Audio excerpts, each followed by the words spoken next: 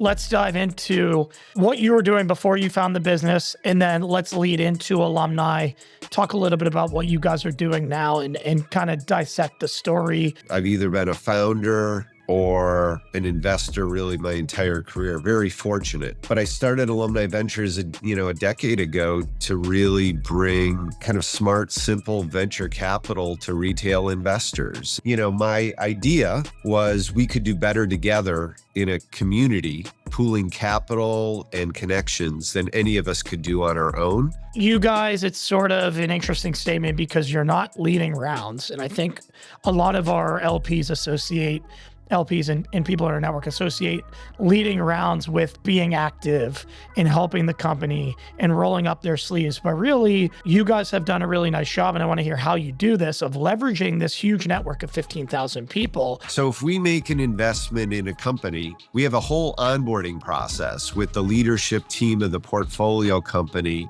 where we take them through, this is who we are, this is our team that is actually here to help activate our network on your behalf. You guys are generalists. You invest in everything. You invest in a lot. That's just the humility of being a venture capitalist, is you are going to get it wrong a lot. And when you're right, it's as much timing and percentages as it is anything.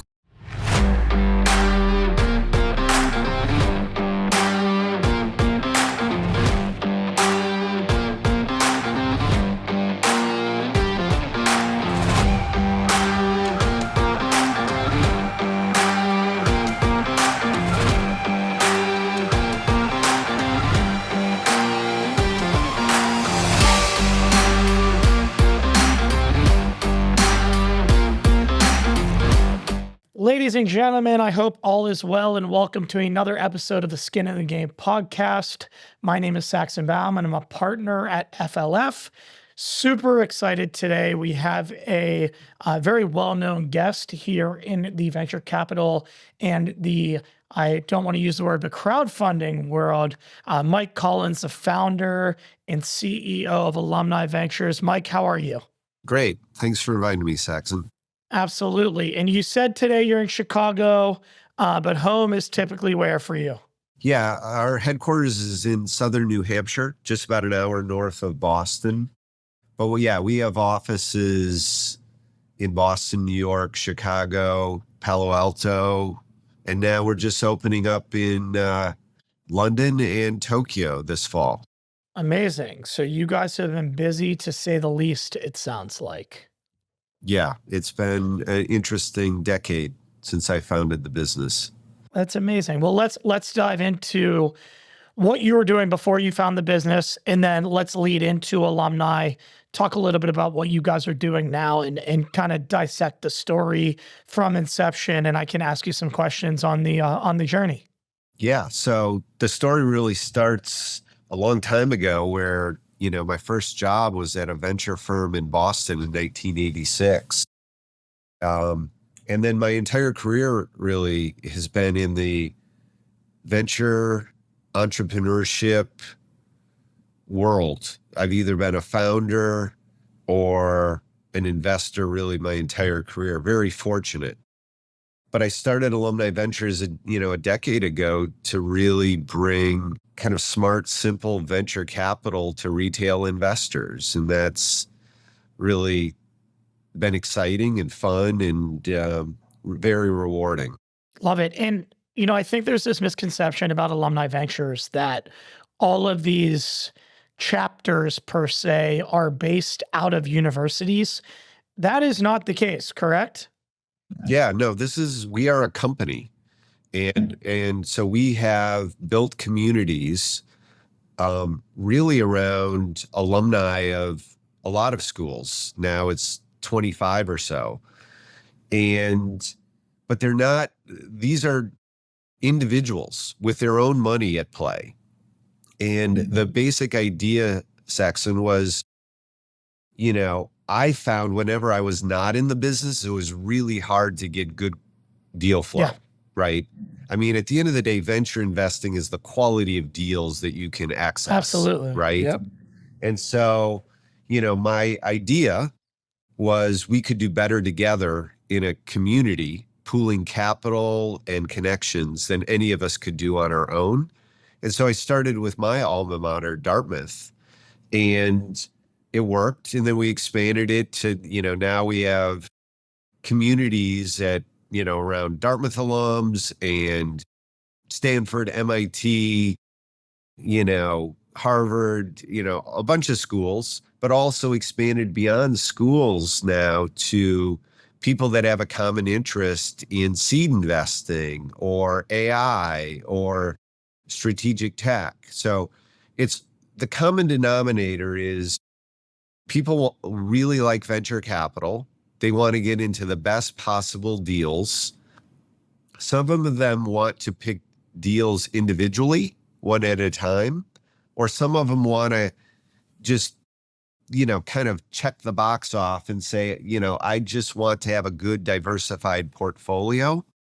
And so that's what we've really tried to build. It is not the money from endowments or pension funds. It is individual investors who write $25, $50, $100,000 checks into a fund, and that money just gets pooled together. And the benefit, though, is now we have 130 employees. We have 10 venture capital teams that are full-time VCs. And, the answer is pretty quickly this to a individual investor, which is show me the last 5 deals that you did, and I'll show you the last 5 deals that we did. And which would you rather be in? Would you rather be in this A round led by Sequoia and Lux Capital? Your local accelerator or cousin down the street. Yeah. Your local accelerator deal kind of thing. And so it's like that's really the value proposition. Yeah, no, I love it. And it's interesting what we do. I mean, it's very similar. We started as a crowdfunding platform, and then we built our funds when myself and my partners took over the business. We built this hybrid model where we're a fund first company, but we have our investor network, which is very similar to you guys. We just have sort of one network. We don't have multiple networks. But Mike, going back to the association with schools, was that just sort of how it started? Because you were went to Dartmouth and said, hey, let me get some smart people together that I went to school with and start doing this, and then invest in companies that have some sort of a bridge to Dartmouth. Was that kind of how the inception started? Yeah, I mean, it was really more investing with than investing in, right? So the idea was, these schools are a great early test of wealth, frankly, right? I mean, it's just, the percentage of alums that went to Yale that are accredited is much higher. So it's a much more efficient way to accumulate cash. And obviously in our society, where you go to school, people, I'm an Alabama alum, I'm going to, bleed crimson, kind of thing. So there's a natural affinity to want to do things with classmates. Totally. That is just, societal. Yep. And the final thing is, it is also a place where great, great companies get started. The number of amazing companies, Meta came out of people that were banging around dorms at Harvard, and Google was Stanford. And, there's natural affinity around these research universities, large institutions, and where amazing startups are incubated these days. So it seemed like a very smart place to start. And then again, we've kind of moved beyond just, a heart surgeon that went to Dartmouth wanting to invest with other Dartmouth alums. Now, the majority of our investors are not alums of these schools. They're just people who want to get together, learn about venture capital, invest together, learn about crazy, interesting new companies, and that's one of the great fun things about venture capital is, it's a good it's a good asset class to invest in, right? It historically, if you do it the right way, does really well. But it is also fun and interesting Yep. and a way to stay relevant and to know what's going to be impacting, you know, you and your kids and the organizations you're working with and the places you live. It is all really downstream of innovation and technology these days. And obviously the latest AI is a manifestation of that. It is likely to change every career, every company, and really the fortunes of nations is going to be who gets this right. And we always say we get to wake up every morning working with young, smart, hungry people that are going to change the world. And that's what it's Amazing. all I was about. just, yeah. Yeah, it's great. It keeps you young. I was just on the phone before this was with a 28-year-old who's, launching an amazing new business and, it's super competitive to get in.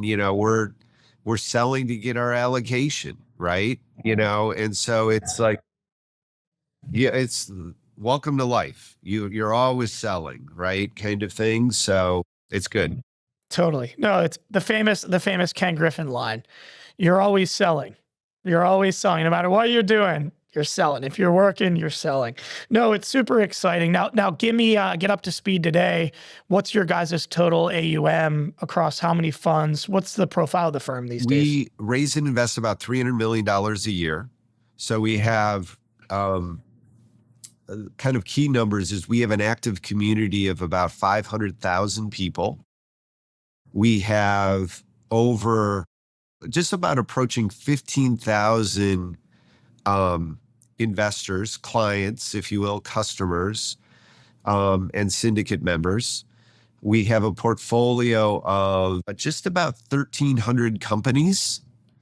And we were ranked by two groups as a top 20 venture firm. One was Time, one is CB Insights in the last year. So we've kind of popped on the scene in the last decade from nothing. Our very first fund was the first Dartmouth fund was $1 million. And now, we kind of raise and invest that in an afternoon. So it's come a long way, but it's the power of a network, right? And so, kind of two key things for your audience to understand about our strategy is we don't lead rounds of financing. We are a co-investor. So we work with the top tier VC firms, the names that A16Z and Sequoia, Benchmark, USV, all of these names that you've heard of. They're leading the round. They're going on the board. They're setting the price, and we're one of the co-investors. So we're doing 5 or 10% of the round of financing. And what that allows us to do is work with all the top VC firms because we're not competing with them to be the lead, right? We're just kind of tucking in. And the value proposition and the reason we get into these amazing deals is we don't overpromise. We say, Mr. or Mrs. Entrepreneur, you're raising your A round. It's competitive. You're going to pick a great lead investor, but whoever you pick, we'd like to do a small piece of it.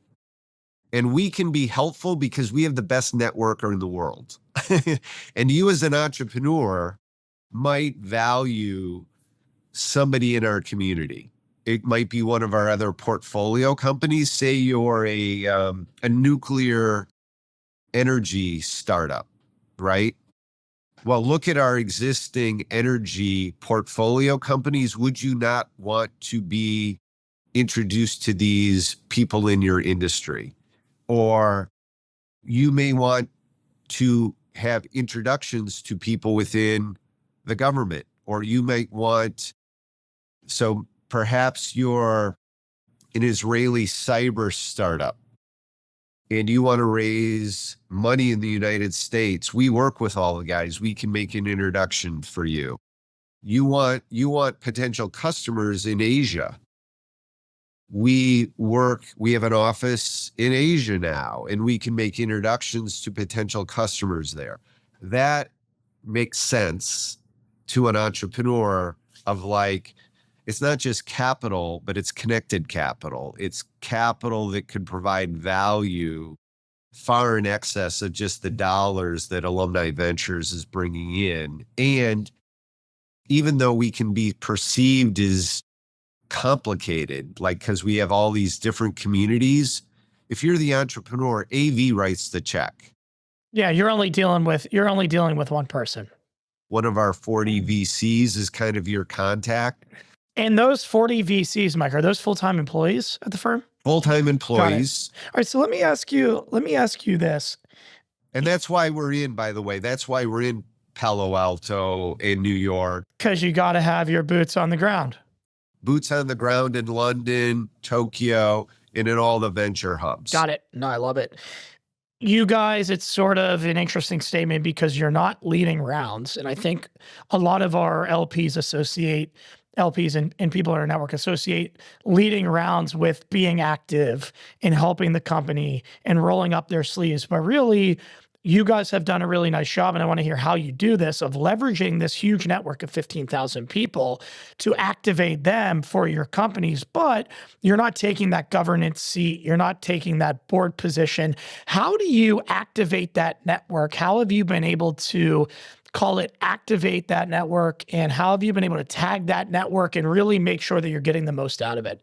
So we have created a whole team within Alumni Ventures called CEO Services. So if we make an investment in a company, we have a whole onboarding process with the leadership team of the portfolio company where we take them through, this is who we are, this is our team that is actually here to help activate our network on your behalf.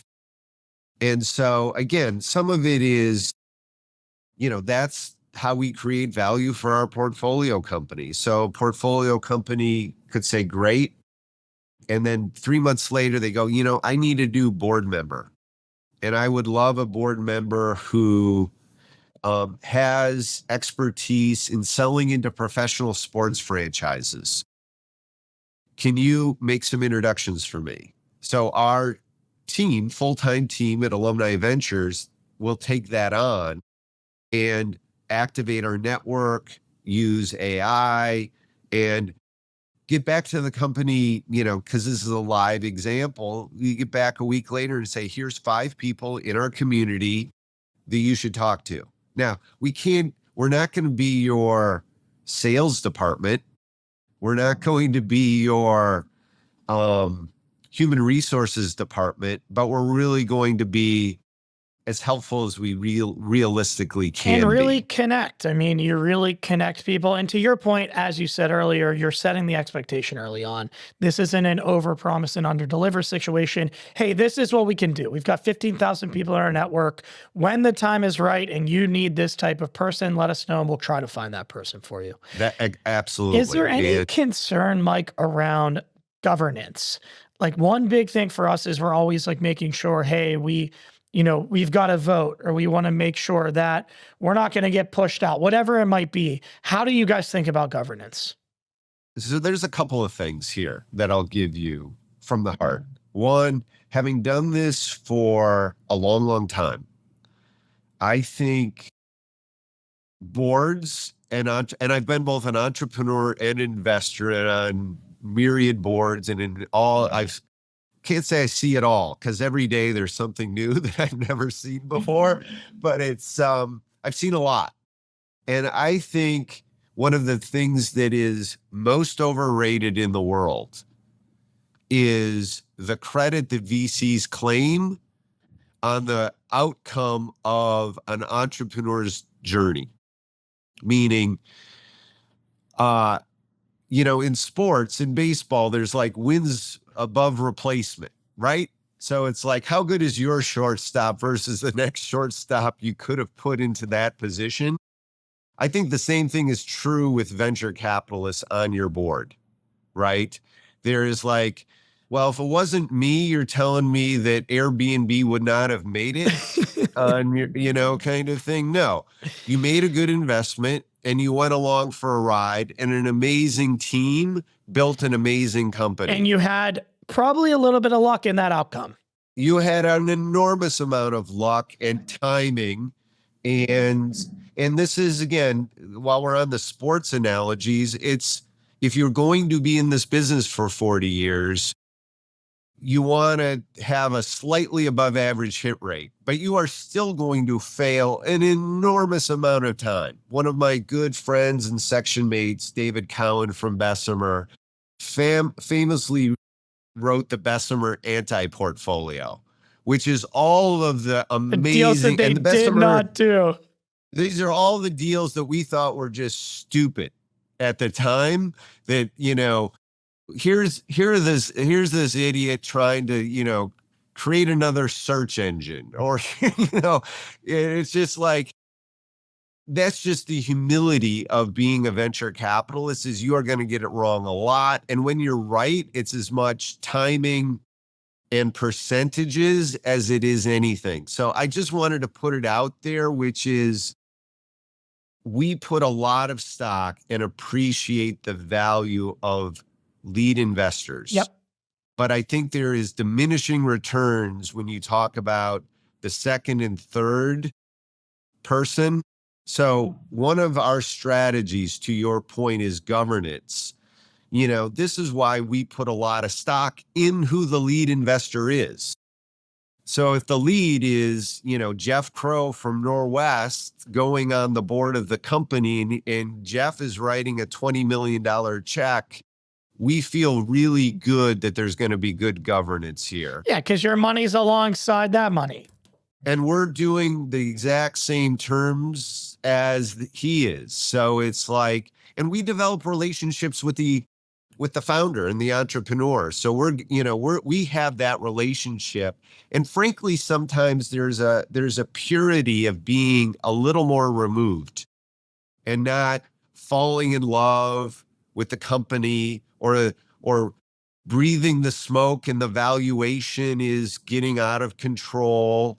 And, because we are a small investor, we can often do a little more than our pro rata in subsequent rounds, or we could pass and the company can still proceed. It is not like we're the lead, we're on the board. If we're not doing our pro rata or super pro rata, it's an enormously bad signal to the market. We're just a little tuck in, and we can objectively say, you know what, at this price for the next round, we're a buyer, we're a hold, or we're a seller.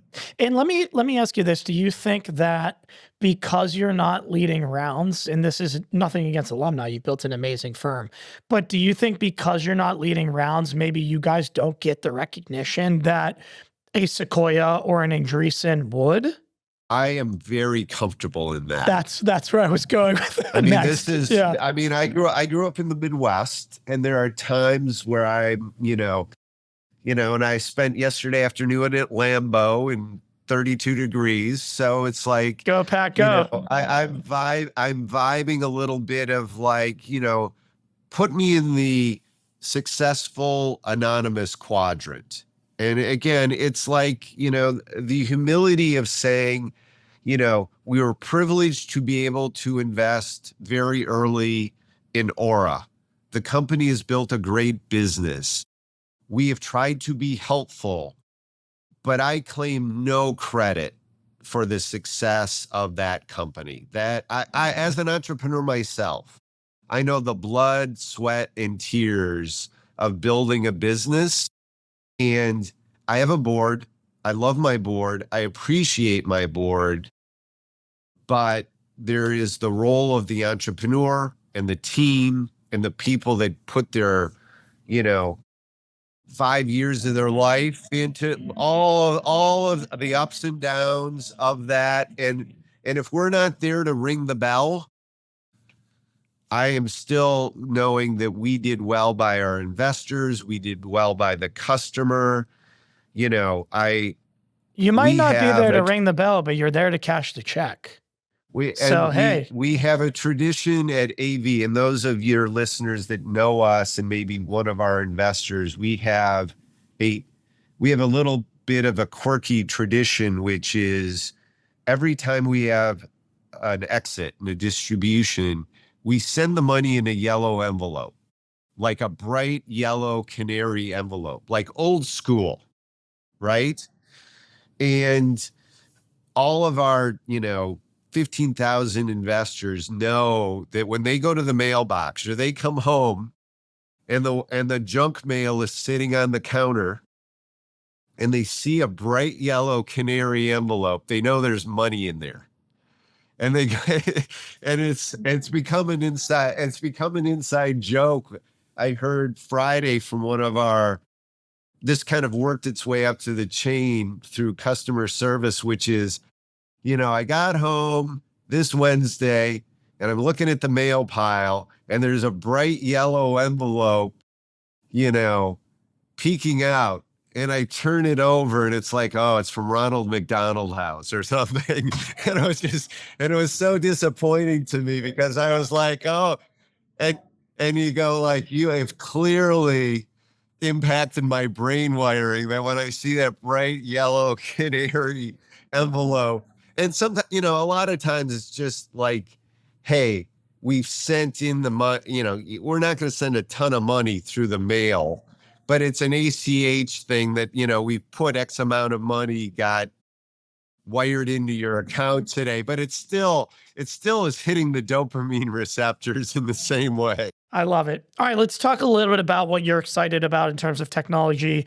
You've been in venture for give or take 40 years, operator beforehand.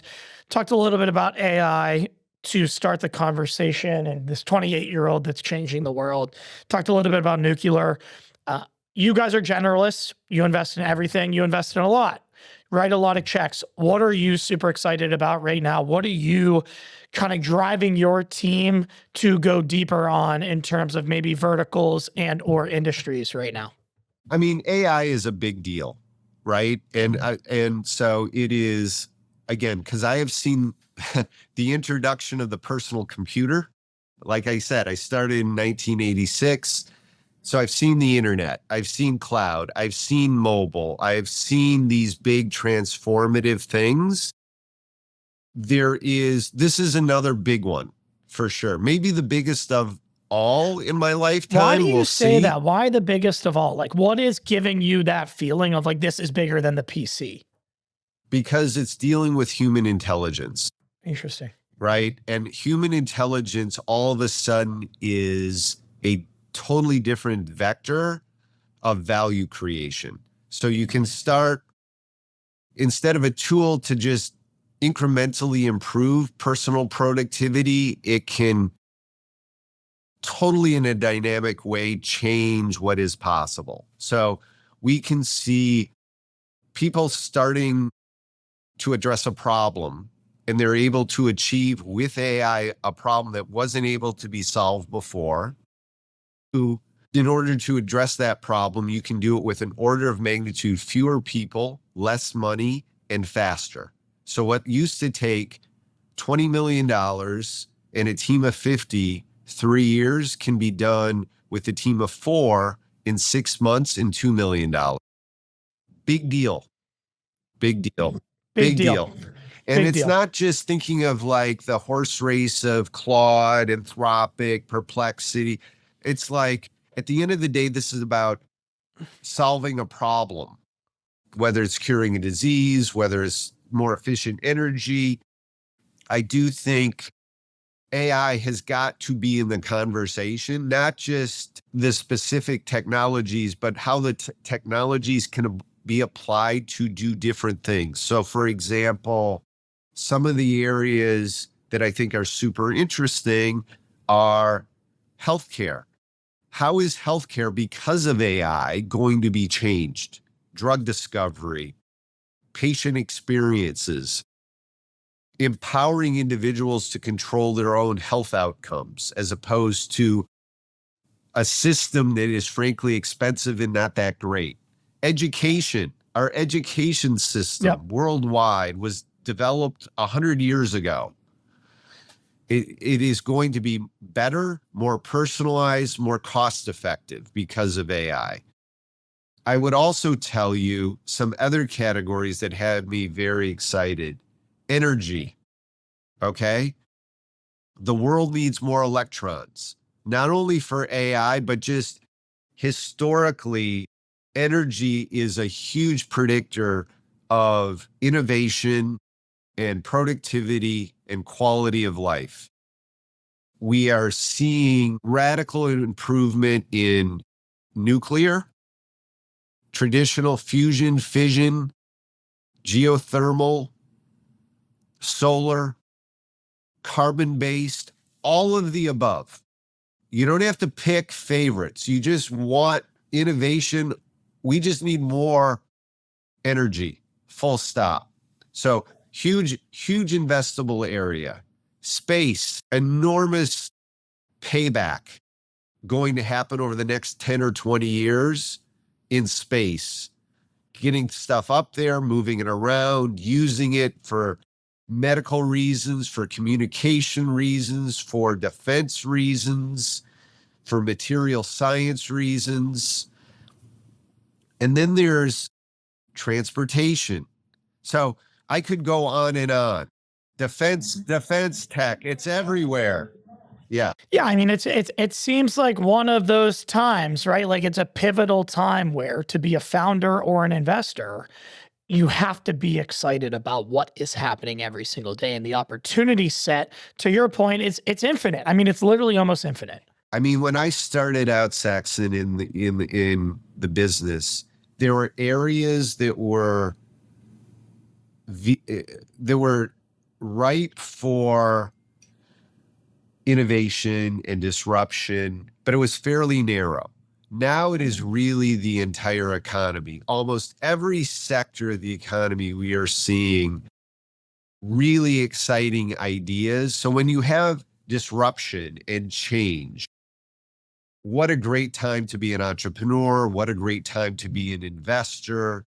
Obviously, in the United States, we are really, really good at it here, but it is becoming a worldwide phenomenon that there are great entrepreneurs creating amazing businesses in Scandinavia and Singapore and Mexico City.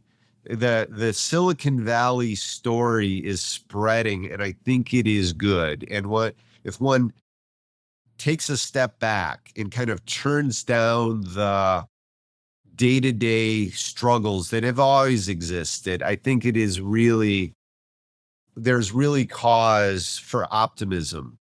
Why did you guys decide Tokyo? You know, it's interesting. I've been there. It's an amazing city, obviously a massive financial hub around the world, and it's I think the largest city in the world. But when you think of Tokyo and you think of Japan, entrepreneurship and technology outside of, you know, gaming systems really isn't something that comes to mind. Why Tokyo? You want to be at places. This is part of the mindset of a good venture capitalist. It's not what is hot today, but is what is going to be hot in 5 years, right? I mean, You're going to where the puck is going to be. Yeah, I mean, it's funny to me because everybody's getting all worked up about X today. Well, we were investing in X 5 years ago. You know, kind of thing. Like one of our portfolio companies is a company called Circle, right? That does stable coins, right? Yeah, of course. And huge IPO this year. Great huge company. IPO this year. I mean, and you know, there's a bit of overhang and noise around it, but it's really a disruptive business idea. The idea of kind of disintermediary the transfer of value on the blockchain. With stable coins, but it's like, you know, that's a 2018 investment for AV, you know, kind of thing. So it's like, oh, you're just figuring out what a stable coin is. Oh, That's interesting. cool. Yeah, where you're 10 years late to the party. So it's like, so it's a good question coming back to why Tokyo. very smart, good university system, hardworking. They take real pride in, and they have adversity of they're on an island, they're Yep. resource Totally. constrained, they're energy constrained. Everything's, that, and there's been awakening really generationally over the last 3 to 5 years there, which is really that we have to, as not just live as Mitsubishi or Toyota, but we really Sony. need.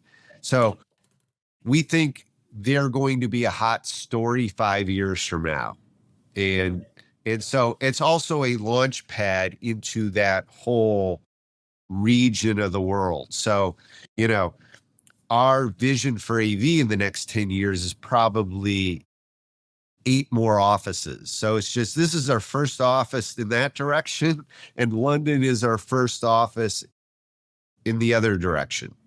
Let me ask you this, Mike, because I think it's interesting to build on that. The Middle East, for however long, was a closed region to the rest of the world. And over the past 5 years, when fundraising became extremely hard in the United States, you had a lot of funds go to the Middle East to raise money, not just the big boys, Sequoia, Andreessen, but even, local funds that I know. They're going to the UAE, they're going to Saudi, they're raising money, they're setting up offices. How do you guys perceive the Middle East in doing business in the Middle East? The Arab world is really what I'm I think referring they're to. very forward thinking, actually. I Okay. think it is, I think they want to evolve. And I'm speaking in huge generalities, Yeah, of course, of course. And it was a very general question. Yeah.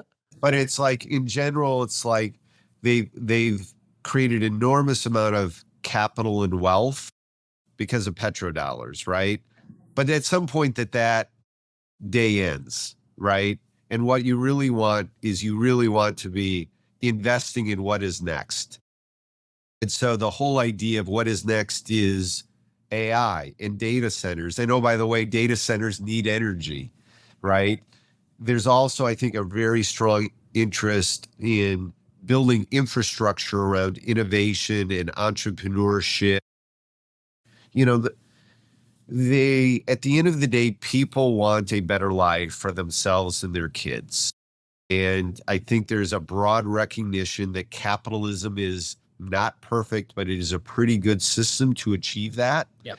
And wanting to bring more of that, what I'm going to call the engine of Silicon Valley, to their communities and their countries and their companies. So I think it is a very serious long-term commitment. And again, I will reflect on when one travels internationally and has the opportunity to have these kinds of discussions, and I think something that we as Americans could value a little bit higher is not thinking about today in this quarter or this news cycle, but thinking about the next 5 years, the next 10 years, the next 20 years. Again, when you travel to Asia, they have a much longer perspective. And when you're talking about kind of generational wealth that can exist in the Middle East, they're thinking about, where does our country sit in 5 years, 10 years, 25 years? So I think they get that this is where the puck is heading, and they want to be part of it and invest in it. And again, just bringing it back to what the United States does so well. We have created a system of law, of entrepreneurship, of accepting failure, of capitalism, that has allowed just literally just an amazing amount of productivity and value creation.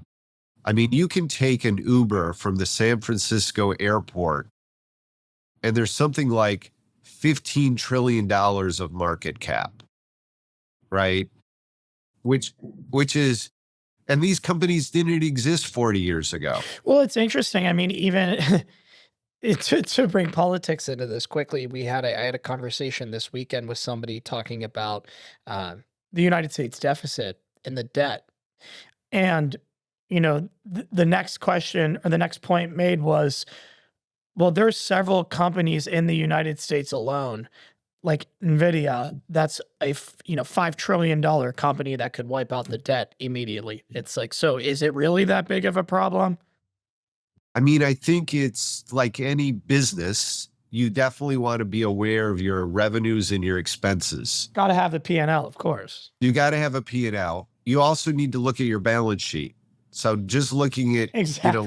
like a family, like a company, it's a combination of what's your cash flow, what's your balance sheet, and what's your income statement. And again, this is getting down a rabbit hole a little bit, but I think we have a little fixation sometimes on our P&L and not enough emphasis on our balance sheet as a country. Yep. I don't think you can ignore either, but No, I but do it's, I think mean, America has an amazing balance sheet. And, one idea is, are there ways to have more Americans participate in the value creation of these great American companies, right? You have sovereign wealth funds in Scandinavia that are basically because of, drilling, or in Alaska or New Mexico mineral rights. Those are assets of the people, if you will. Well, what has America done? We have obviously natural resources, but we have this amazing other resources, which is entrepreneurial ecosystem. And would there be an appropriate, clever way for more people to participate in that value creation? well, it sort of goes to what you and I do in terms of the democratization of the private markets. Letting people put 5 grand into a company. And again, it's a little silly, I think, frankly, that our laws only allow people that are accredited. Well, it might be changing. I mean, we got some things coming down the pipe. We'll see, but We'll see. And I think the trend is toward more people being involved in it. You can go to Vegas and drop as much money as you want on red or black or the Lions, but you can't put 10 grand into a startup. Seems a little crazy to me. let me ask you this. You talked about some killer companies that AV is in, Circle, Aura. What are some other big names that you guys were early in? What are some other big winners for you guys over the years? Well, I'm gonna offend the kids I don't name. And but there's a company called Grok, which does inference chips, right? Kind of thing. There's in the social media space, we're in a company that a lot of people participate in called Blue Sky. We're in Cohere, we're in Lambda, we're in Rigetti, we're in quantum computing, one thing I will do is I would encourage people to come visit av.vc, and every year we publish our AV 100. So these are 100 of our portfolio companies that it'd be like, hey, we just want you to know we're investors in these companies. And it's like, I think it's hard not to look at the AV 100, which we're going to publish, I think, in a week or two, the 2026 list. Yeah, the 2026 list will be out in a week or two. And I think you'll look at that list and if you don't go, holy shit, I mean, God bless you, because I think it's an amazing portfolio of companies. Well, Mike, you have built a very special company that everybody in the venture industry knows and absolutely respects. It was such a great conversation here today, and appreciate your time. If anybody's interested in learning more, av.vc. And if you enjoyed today's pod, please throw us a like or a follow on Instagram or YouTube. It is Thanksgiving week, so everybody enjoy an amazing Thanksgiving with your family. And as always, thanks for being here. Mike, thanks again, my friend. Saxon, it was great. Let's do it again. Absolutely. See you soon.